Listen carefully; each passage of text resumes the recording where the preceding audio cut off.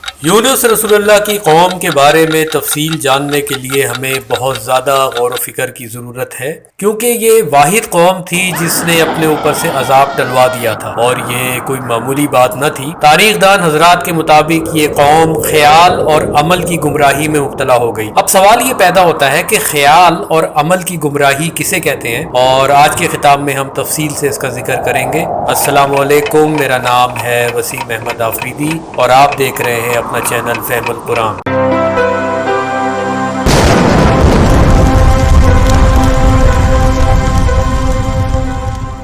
गुमराही का मतलब होता है राह पाकर गुम कर देना। लिहाजा तफसील में जाने से पहले ख्याल और अमल की गुमराही को आसान अल्फाज में इस तरह से समझ लेते हैं कि कई मरतबा जब इंसान अपने अतराफ में बदलते हुए हालात को हकीकत की नज़र से देखने की बजाय अपने ही ख्यालों में बसे मुंजमद नज़रियात और अकायद की बुनियाद पर देखना शुरू कर देता है तो उसका अमल भी गलत सिमत में चलना शुरू हो जाता है, जबकि अल्लाह ताला इंसान को हकीकत की दुनिया में रहना सिखाता है। यूनुस रसूलुल्लाह की कौम बनी इसराइल में से थी और इस कौम ने पिछली 5 कौमों की तबाही से सबक सीखते हुए नस्ल दर नस्ल ना सिर्फ बेहतरीन माशरा बना लिया था बल्कि अपने ईमान में इस कदर आगे निकल गए कि उन्होंने बेहतरीन राह पाली थी, जिसे कुरान में अल्लाह ताला ने अल्लाह की गवाही कहा है। लेकिन बदकिस्मती से उन्होंने राह पाने के बाद गुम इस तरह से कर दी कि सारी कौम ने ख्याल करना शुरू कर दिया कि वो अल्लाह के रसूल और नबी बन गए और यूं पूरी कौम ने नबूवत का दावा कर दिया। अल्लाह की गवाही इतनी पाकीज़ा और मुबारक कैफियत है कि अक्सर लोग गलतफहमी में मुब्तला होकर इसे नबूवत या अल्लाह ताला की रिसालत का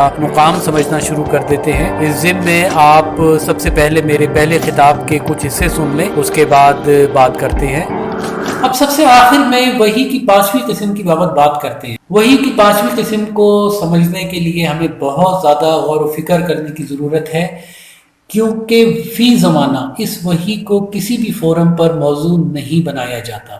और इस नुस्खे को अच्छी तरह से समझने के लिए हमने अपना खाका नंबर 5 बनाया है। इस खाके में सबसे पहले वही गैर मतलू नाजिल हो रही है जो कि हर इंसान पे हर वक्त नाजिल होती है, और अब हुआ ये कि ये सिलसिला रुका और दिमाग रोशन होना शुरू हुआ, और इसी दौरान अल्लाह ताला की जनाब से वही गैर मतलू का सिलसिला भी रुकते हुए फासला बहुत कम रह गया और साथ ही शैतानी बहकावे भी रुक गए। और इस काम को करने के लिए अल्लाह ताला हज़रत जिब्राइल अमीन को भेजता है जो शैतानी बहकावों को वक्ती तौर पर रोक लेते हैं। अब पोजीशन ये है कि शैतानी बहकावों के रुकने की वजह से इंसान और अल्लाह ताला के दरमियान पर्दे हट जाते हैं और इसे अपने अतराफ के माहौल में ही हर तरफ हक नजर आना शुरू हो जाता है, और ये मुबारक कैफियत 10 से 15 सेकंड तक जारी रहती है। यूनुस रसूलुल्लाह की कौम ने अल्लाह की गवाही तो हासिल कर ली थी, लेकिन ख्याल और अमल की गुमराही में इस तरह से मुलव्विस हो गए कि वही मतलू और गैर मतलू में फ़र्क भूलकर यूनुस रसूलुल्लाह से बहस करते थे कि आप में और हम में क्या फ़र्क रह जाता है। ये कौम वही गैर मतलू पकड़ने में इस कदर माहिर हो गई थी कि आँखों और चेहरे की ज़रा सी जुम्बिश से ही ये समझ लेते थे कि अब अगला शख्स क्या बात करने वाला है, और यही सूरत हाल यूनुस रसूलुल्लाह के लिए सख्त अजियतनाक और तकलीफ दे थी। और फिर यही हुआ कि जिस वक्त अल्लाह ताला के हुक्म से यूनुस रसूलुल्लाह ने अजाब की वईद दी तो उस वक्त वो इस कदर ज़हनी अजियत का शिकार थे कि अल्लाह ताला के अगले ऑर्डर का इंतजार किए बगैर वो इलाका छोड़कर चले गए। इस मुकाम पर एक सवाल पैदा होता है कि यूनुस रसूलुल्लाह के जाने के बाद अल्लाह ताला ने पिछली कौमों के बरक्स कुरान में हमें ये नहीं बताया कि इस कौम पर किस शक्ल में अजाब आना शुरू हुआ, और इसकी वजह यह है कि यूनुस रसूलुल्लाह की कौम पर किसी भी जाहिरी शक्ल में अजाब ना आना शुरू हुआ था,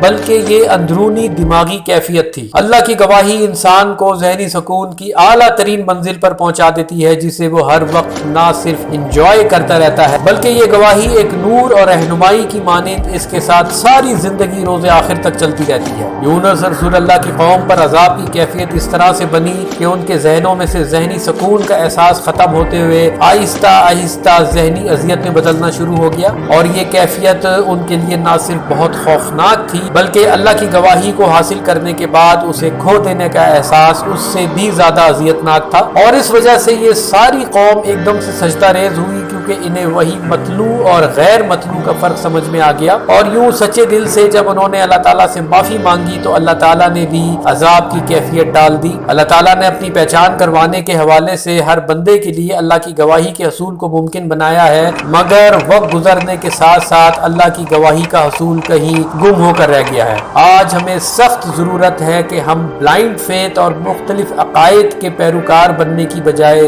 कुरान की आयात में गौर व फिक्र करते हुए ना सिर्फ अपनी ज़ात को पहचाने बल्कि अल्लाह की गवाही को भी हासिल करे, ताकि इस दुनिया और रोज़े आखिर में सुरखरू हो सके। अल्लाह की गवाही की बाबत मज़ीद तफसील जानने के लिए आप ऊपर दिए गए लिंक पर क्लिक करके मेरी पहली वीडियो वही की 5 इक़साम देख सकते हैं। हमारा आज का खिताब इख्तिताम पजीर हुआ। अगले खिताब में हम एक ऐसी कौम का जिक्र करेंगे जो अपनी सरकशी में इतनी आगे निकल गई कि वो अजाब की हकदार थी, लेकिन आज तक उस पर अजाब न आया। उस वक्त तक आप सब पर सलामती हो।